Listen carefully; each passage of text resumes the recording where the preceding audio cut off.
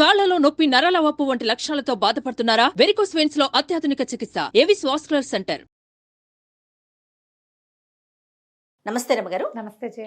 రమగారు, మనము పూరి జగన్నాథ స్వామి ఆలయంలో రత్న భాండాగారాన్ని తీసి దాంట్లో ఉన్నటువంటి పెట్టెలన్నీ బయటకు తీసి లెక్కలు జరుగుతూ ఉన్నాయి. నాకు అనిపించింది, అంటే ఇట్లా పురాతన ఆలయాల్లో ఏదో కొంత నిధి నిక్షేపాలు ఉంటున్నట్టుగా రత్న భాండాగారం కావచ్చు, మనం కేరళ తిరువనంతపురం పద్మనాభ స్వామి ఆలయంలో కానీ ఇట్లా కొన్ని ఆలయాల్లో మనం చూస్తూ ఉంటాం కదండి. ఎవరు పెడతారు, ఎందుకు పెడతారంటారు రమ్మగారు? ఆ కాలంలో ఉన్న రాజులు అట్లా దాచుకోవడానికి పెట్టుకుంటారా? పూరి గాని, తిరువనంతపురం గాని, తిరుమల గాని నిన్న మొన్న ఏర్పరిచినవి కాదు కదా. రాజుల కాలంలో ఏర్పడిన దేవాలయాలు, అప్పుడు వాళ్ళు నిర్మించినవి. దేవాలయము అంటే ఇప్పుడు రాజు రక్షకుడైతే దేవాలయము రాజు యొక్క రక్షణ. రాజు రక్షింపబడడానికి కావాల్సిందే దేవాలయం. ధర్మాన్ని పట్టుకుంటేనే కదా జయ అది మనని రక్షించేది. అంతే కదా. ధర్మాన్ని పట్టుకోవడంలో ప్రధానమైన విధి ఏంటంటే దేవాలయ నిర్మాణం. ఇప్పుడు కూడా మనం అదే చూస్తున్నాం చూడు. అవునండి. కలియుగం ఇంత ముదిరిపోయింది, కలికి వచ్చేస్తాడని చెప్పుకుంటున్నాం, యుగాంతం అయిపోతుంది అనుకున్నా కూడా ఊరూరా కొత్త దేవాలయాలు వస్తూనే ఉన్నాయి. ఇప్పుడు దేవాలయాల చాటున సంపాదించుకునే వాళ్ళు కొంతమంది ఉన్నప్పటికీ ధర్మం కోసం దేవాలయ నిర్మాణం చేయాలని ముందుకొచ్చే భక్తుల శాతం ఎక్కువే ఉంది ఇప్పటికి కూడా. అవునవును. ఓ గుడి కడితే డబ్బులు వస్తాయి అని సినిమాలో చూపిస్తారు కానీ కాదు. మామూలు జనరల్గా ఒక దేవాలయం అంటే మామూలు భక్తులే 80% ఉంటారు. దేవాలయం మీద ఆస్థతోటి, నమ్మకంతో. ఒక 20% సంపాదన మార్గంగా ఉన్నవాళ్ళు ఉండుండొచ్చు. ఇదివరకటి కాలంలో ఎలా ఉండేది? ఖచ్చితంగా ఒక రాజస్థానం ఒక కోట ఏర్పడిందంటే కోటలో దేవాలయం, కోట బయట దేవాలయం. ఏదైనా ఒక విజయం సాధిస్తే ఆ విజయం పేరిట ఒక దేవాలయ నిర్మాణం. ఆ దేవాలయానికి కొన్ని భూములు ఏర్పరచడం, కొంత నిధి ఏర్పరచడం. దేవాలయం అంటే ఏర్పాట్లన్నీ జరిగిపోవాలి కదా. ఏమనాలి దాన్ని మనం, అది ఒక క్రమశిక్షణ తోటి దాని సంస్థ నడుస్తూ ఉండాలి. ఇప్పుడు దేవాలయాన్ని ఆశ్రయించుకుని ఉండేవాళ్ళు పూజారులు కావచ్చు, వీళ్ళు ఉంటారు అర్చక స్వాములు, మరి ఇంత సేవ చేసేవాళ్ళు. దేవాలయం ఓడవటం దగ్గర అన్ని పనులే కదా. శుభ్రంగా ఉంచడం, పరిసరాలు శుభ్రంగా ఉంచడం, ఈ అడ్మినిస్ట్రేషన్ నడవాలా, దానికోసాన్ని ఒక నిధిని ఏర్పరచడం అనేది పాతకాలంలో రాజుల కాలం నాటి పద్ధతి. మనం ఇప్పుడు అదే చేస్తున్నాం, ట్రస్ట్లు ఏర్పరిచేస్తాం. ఆ నిధులు ఇప్పుడు భారీ మొత్తంలో ఏర్పాటు చేసేవాళ్ళు. అప్పట్లో ఏం చేసేవాళ్ళు అంటే ఇంకా కూడా ఉన్నాయి జయ. ఒట్టిగా దేవాలయానికి నిధే కాకుండా ఇంట్లో ఒక శుభకార్యం, రాజుగారి ఇంట్లో ఒక శుభకార్యం వస్తే స్వామిని సేవించుకుని పెళ్లికి వెళ్లే ముందే భారీగా ఆయనకి బోల్డని కానుకలు సమర్పించి ఇంత అద్భుతమైన ఇది సాధించాము, వివాహం చేస్తున్నాం అని నిధులు సమర్పించేవాళ్ళు స్వామికి. ఆభరణాలు ఉండేవి అందులో ఎక్కువగా. అవునవును. ఏ దేవేరినో దేవరనో అక్కడ విలయింపజేశారో వారికి వలసిన అనేక ఆభరణాలు అలంకరణకి. తర్వాత ఏమో కైంకర్యానికి వాడేటువంటి వస్తువులు, వెండి గిన్నెలు, పాత్రలు, గంటలు, శఠగోపాలు, పళ్ళాలు, అభిషేక సామాగ్రి, శంఖాలు, చామరాలు, ఛత్రాలు, ఎన్ని కావాలి అక్కడి నుంచి వాహనాలు, ఇవన్నీ సమర్పించేవాళ్ళు. అదంతా సంపదగా రూపాంతరం చెందుతుంది సహజంగా. అవును. సంపదగా భావించి వాళ్ళు ఇవ్వటల్లా సేవగా భావించి ఇస్తారు. స్వామిని సేవించుకోవటం, పెరుమాళ్ళని సేవ కోసం అప్పచెప్పినవి చివరికి కొంతకాలం తర్వాత అది సంపదగా పరిణమిస్తుంది కాలాంతరంలో. కాదు రమ్మగారు, ఎవరైనా దండయాత్రలకు వస్తారని కానీ అప్పుడు అది కూడా ఆ మాట కూడా చెప్దాం. ఫ్యూచర్ ఇబ్బందులు ఉంటాయి. ఇదే కాకుండా ఓ యుద్ధం గెలిచే వల్ల అది కూడా యుద్ధం గెలిచారనుకో, గెలిచినప్పుడు అక్కడి నుంచి ఏమైనా తీసుకొస్తే అందులో కొంత భాగాన్ని దేవాలయానికి సమర్పించడం. దేవాలయాలకి బహువచనం, ఒక దేవాలయం కాదు, కొన్ని దేవాలయాలకి సమర్పించేవాళ్ళు. కొల్లగొట్టుకొచ్చినవి కూడా రాజులు కొంత వంతు భగవంతుడికి ఇచ్చే, లేకపోతే పాపపు సొమ్ము అరగదు. ఆ కాన్సెప్ట్ తోటి అప్పచెప్పేవాళ్ళు. అక్కడి నుంచి ఒకవేళ ఎవరైనా మన మీద దండయాత్రకు వస్తారు, మనకి కావలసినంత మంది సైనికులు లేరు, గెలవలేవన్న భయం ఉంటే రాజస్థానంలో కోట లోపల అంతఃపురంలో ఉన్న సంపదని దేవాలయాల నేలమాళిగల్లోకి తరలించటం ఒక పద్ధతి. తలదాచుకోవటం కూడా అక్కడ దేవాలయాల్లో ఆడవాళ్ళని పంపించేసేవాళ్ళు బయటికి. అందుకనే కదా దండయాత్రలు జరిగినప్పుడు కూడా ఎక్కువగా మన పురాతన దేవాలయాల మీద బాగా జరిగేవాళ్ళు. హంపి వెళ్తే అవునన్ని పగిలిపోయిన విగ్రహాలు. అక్కడ వాడు తీసుకెళ్లగలిగింది ఏముంది? దౌర్భాగ్యుడు కనపడుతున్న సౌందర్యాన్ని పాడు చేయాలన్న దుష్టబుద్ధి. ఏదైనా పువ్వు కనిపిస్తే దాన్ని తెంపటం, దాన్ని నలిపేయటం. ఎందుకు చేస్తారు అట్లా? అవును, వీళ్ళు కూడా అంతే. ఇప్పుడు ఆ విగ్రహాల వెనకాల ఏమైనా ఉన్నాయేమోనని ఒకటి లోపల ఉంటాయి. బయట ఉన్న విగ్రహాలు ఏం చేసినాయి? వీళ్ళని కోపంతో ఓర్చుకోలేని తనం, కోపమా పాడా ఓర్వలేని తనం అంటారు దాన్ని. ఒట్టి ఓర్వలేక అంటే వీళ్ళు కోట్లుంటాయని వచ్చారు గుళ్ళోకి, అక్కడ అంత లేవు వీళ్ళ తెలివి. ఇంకా మనకి పెద్ద పెద్ద పురాతన దేవాలయాలనే ఏ నేలమాళిగల్లో ఏమున్నాయో ఎవరికీ తెలీదు, మధ్యలో లింకులు కట్ అయిపోయినాయి. ఆయనకే తెలియాలి. మనకి భారత భూమి రత్నగర్భ అంటారు, రత్నాలు అవును అవును అవును విపరీతంగా, మణులు మాణిక్యాలు మనకి ఎక్కువ.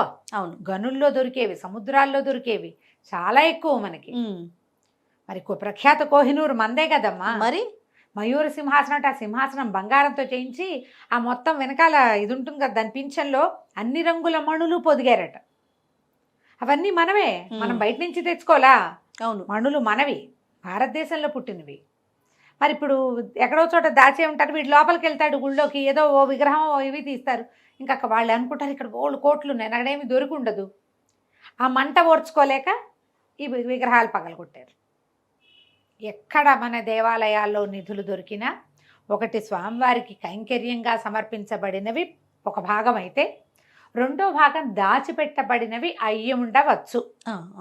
అంటే రాజులు ప్రత్యేకించి ఎంచుకునేవారంటారా రమ్మగారు, పలానా దేవాలయం అయితే మనము అంటే సేఫ్గా ఉంటుందని కావచ్చు, లేకపోతే అదే ఎవరైనా దండయాత్రకు వచ్చినప్పుడు జాగ్రత్తగా ఉంటుందని ఇలవేల్పులుగా ఉంచుకున్న దైవాలకి పెట్టుకోవటం అట్లా. ఇలవేల్పు దేవాలయ తమ ఇలవేల్పు తమ పాలనలో తమ ఏలుబడిలో ఉన్నది తమే కట్టింది, తమ కనుసన్నల్లో దేవాలయపు ఇదంతా కదిలేది. అంటే ఎక్కడైతే నమ్మకం అక్కడి నుంచి అందులోపలికి ఇతరులు ప్రవేశించలేరన్న నమ్మకం, భగవంతుడి పట్ల అచంచలమైన విశ్వాసం అమ్మా.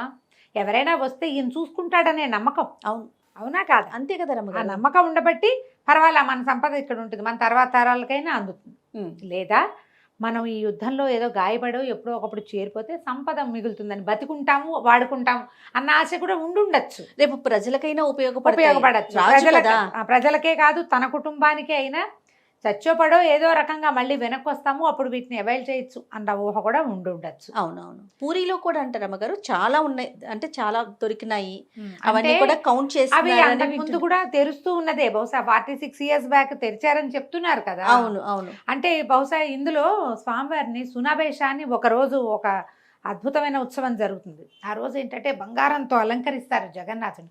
జగన్నాథుడు ఇంతవాడో అంతవాడో కాదు. అవునవును. ఇలా వాడు కూడా కాదు, పెద్దవాడు. ఎంత పెద్ద విగ్రహం, ముగ్గురు మళ్ళీ చెల్లెళ్ళు ముగ్గురు, బలభద్రుడు సుభద్రాదేవి, వీళ్ళు కాకుండా సుదర్శనుడు. మొత్తం ప్రతిమలన్నిటికీ ఆ బంగారు వేషం ధరింపజేస్తారు. బంగారం మొత్తం లోపల ఉన్నదంతా తీసి వేస్తారు అయ్యవారికి. ఆయన ఒక్కడే కాదు, వాళ్ళ అన్నయ్యకి చెల్లికి వదిలేరు కదా. ఓ పిల్లాడి కొత్త బట్టలు వేస్తే అన్నయ్యకి చెల్లికి వదిలేయం, వాళ్ళకి వేస్తాం కదా. వాళ్ళకి కూడా వేసి చూపిస్తారు. సునాబేష దాని పేరు. ఆ సునాబేష ఉత్సవం అత్యద్భుతమైన ఉత్సవం అది. అంటే ఈ గదిలో ఉన్నది ఏ పర్టికులర్ రత్న భాండాగారంలో ఉందో అది ఈ మధ్య తీయల, మిగిలిన వాటిల నుంచి బంగారం అంతా వేస్తున్నారు. ఓకే. ఎన్ని నగలు అలంకరిస్తారో జయ స్వామికి, భలే బాగుంటుంది. ఓకే. మనకి జగన్నాథ రథయాత్ర చూపించినంత ప్రఖ్యాతంగా సునాబేష చూపించరు. అవును రమ్మగారు. ఈసారి అది కూడా చేస్తారేమో చూడాలి మనం. ఇప్పుడు లైవ్ ఇస్తున్నారు చాలా టీవీలు వాళ్ళు. ఏది రథయాత్ర లేకపోతే రథయాత్ర లైవ్ ఇస్తారు. ఇప్పుడు జగన్నాథుడు ఈ తలుపులు తీయటము ఇవన్నీ కూడా ఏదో చేశారు. అవునవును. జగన్నాథ రథయాత్ర పొద్దున్న నుంచి మొదలుపెట్టి సాయంకాలం దాకా ఎంత దూరం వెళ్ళిందో చూపిస్తూనే ఉంటుంది. అవును అవును. దాంట్లో మనం గనక ఈ సునాబేషన్ చూస్తే, నేను చూసా ఒకసారి ఆ పిక్చర్స్, అందుకే చెప్పగలుగుతున్నాను నేను. ఎంత బంగారం అలంకరిస్తారో. వాళ్ళేం దాచిపెట్టుకోవటల్లా, ఉన్నదంతా పెడతారు అయ్యవారికే. ఈ పర్టికులర్ మందిరంలో అదే రత్నభాండాగారంలో ఉన్నది తీయడం లేదు మరి ఎందుకనో.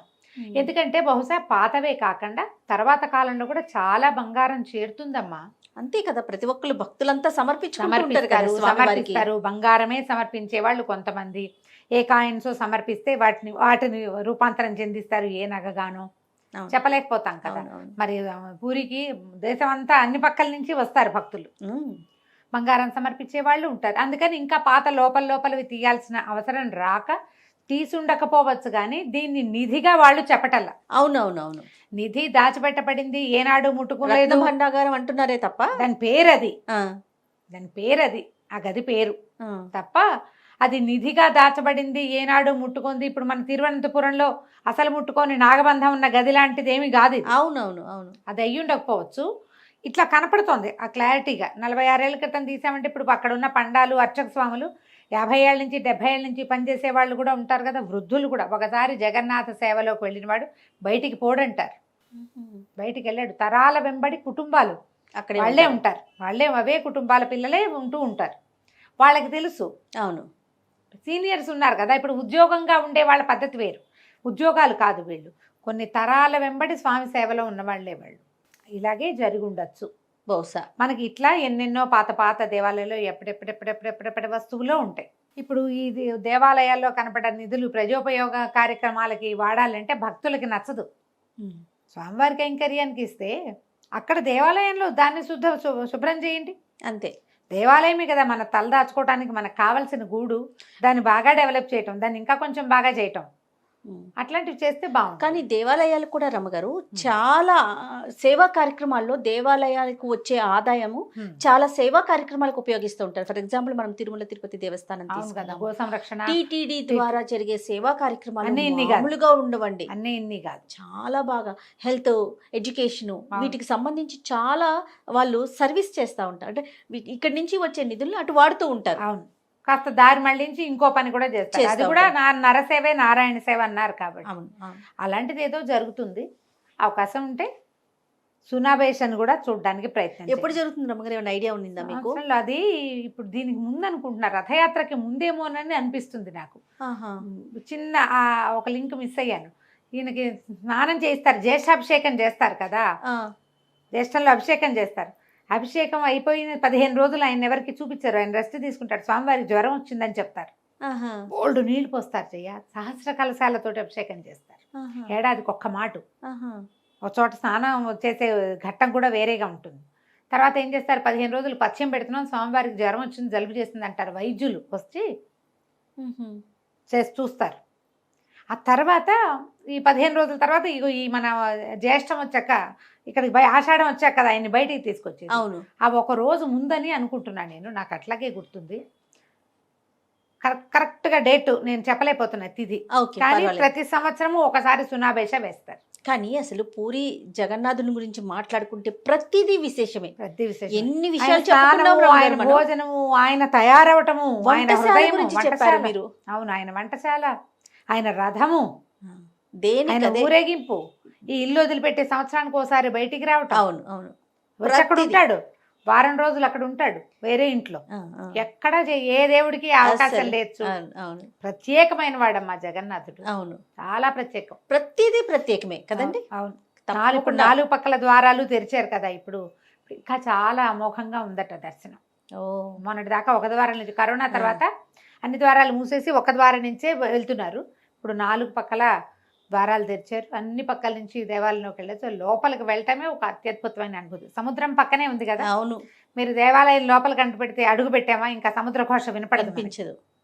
ఎంత బాగా కట్టారు, ఏమిటో ఆర్కిటెక్చర్, అది అన్ని ప్రత్యేకతలే. అవునండి, ఈ రత్న భాండాగారం కూడా మరి ప్రజలకి చూపించి ఇవి ఉన్నాయి ఇంత ఉంది అని చెప్తే అదేదో మనకు ఒక ఆత్మానందం, సంతోషంగా ఉంటుంది. రైట్ రామ్ గారు, ఏదన్నా ఆ భగవంతుడు అవకాశం కల్పిస్తే ఒకసారి మనం అందరం కూడా దర్శనం చేసుకోవచ్చు. నమస్తే. నమస్తే. సుమన్ టీవీలో మీ పర్సనల్ అండ్ బిజినెస్ ప్రమోషన్స్ కోసం కింది నెంబర్కి కాంటాక్ట్ చేయండి.